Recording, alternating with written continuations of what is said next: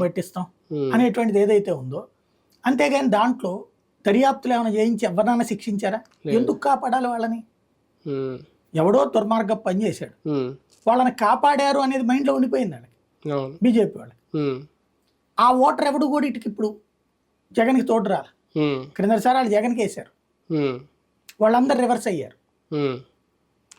ఏది విగ్రహాల విషయంలో జరిగింది, తర్వాత తెలుగుదేశం వాళ్ళ మీద 2 కేసులు పెట్టి క్లోజ్ చేసి పడేశారు.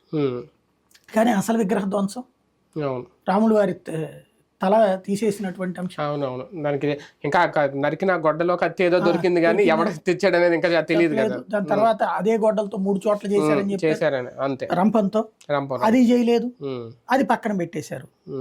రెండవది రథం పోతే రథం అన్నారు, ఈ మాటలు, అది హిందువుల్లో మైనస్ అయింది. రెండవది వీళ్ళ భాష మిగతా వాళ్ళది, అటు ఎస్పెషల్లీ పవన్ కళ్యాణ్ దూషించే భాష మాత్రం పవన్ అభిమానుల్లో విపరీతంగా రగిలిపోయింది. ఆ రగిలిన దాని ప్రతీకారమే ఇప్పుడు ఇంత భారీ విజయం, 100% విక్టరీ. అవును, కానీ నిన్న మీరు ఆయన మాటలు విన్నప్పుడు జగన్మోహన్ రెడ్డి గారు మాట్లాడి ఓకే చాలా బాధగా మాట్లాడు, రియలైజ్ ఫ్యాక్టర్ అనేది ఎక్కడైనా కనిపించిందా? అంటే నేను చేసింది కరెక్టే అయినా ఎందుకు ఓడిపోయాను అనే ఒక ట్రాన్స్లోనే ఇంకా ఉన్నారు. అంటే బేసిక్గా ఎవరైనా అధికారంలో ఉన్నటువంటి వాళ్ళు నేను చెప్పింది ఆయన ఇవి అవి అయితే చేసేసాడు కదా.